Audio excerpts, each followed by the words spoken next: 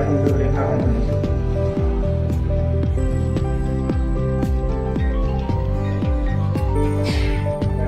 সন্মান জ্ঞাপন কৰিবলৈ আমাৰ মাজত উপস্থিত থকা গৌতম কাকতি মই আহ্বান জনাইছোঁ। সন্মানীয় প্ৰফেচৰ চন্দন কুমাৰ কৰ্মচাৰী তেখেতক এখন গোলাম নামচাৰে সন্মান জ্ঞাপন কৰিব। আমাৰ মাজত উপস্থিত থকা উপস্থিত আছে নবীন দেউৰীয়ে চেলিব্ৰেশ্যন কৰিব লাগিব।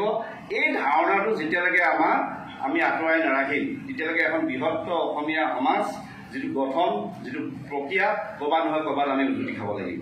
গতিকে আমি আশা ৰাখিম যে ভীম দেউৰী কেৱল দেউৰী জনগোষ্ঠীয়ে তেওঁ নেতা আছিল তেনেকুৱা নহয়, অসমৰ এগৰাকী আমাৰ দেশৰ এগৰাকী জননেতা আছিল, যিগৰাকীয়ে স্বাধীনতা আন্দোলনত সামান্য অংশ লোৱাৰ তেওঁ সৌভাগ্য হৈছিল, যিগৰাকী আমাৰ 1947 চনৰ 30 নৱেম্বৰ তাৰিখে তেনেই কম বয়সত 44 বছৰ বয়সত আমাক সকলোকে বনোৱাই তেওঁ আমাৰ মাজৰ পৰা গ'ল যদিও তেওঁ এই চমু কাৰ্যকালত যিধৰণে ৰাজ্যখনৰ বাবে অহা যিখিনি প্ৰত্যাহ্বান বা ৰাজ্যবাসীক আগবঢ়াই নিবৰ কাৰণে খেতিৰ মাধ্যমে কৃষিৰ মাধ্যমে বেহা বেপাৰৰ যোগেদি তেনেকুৱা কৃষ্টি সংস্কৃতিৰ যোগেদি তেনেকৈ সাংবিধানিক সুৰক্ষাৰ যোগেদি অসমখনক বচোৱা যদি কোনোবা এজন তেতিয়া দিনত যদি স্বাধীনতাৰ পূৰ্বে যদি চিন্তা কৰিছিল সেইগৰাকীয়ে আমাৰ জননেতা ভীম দেউৰী।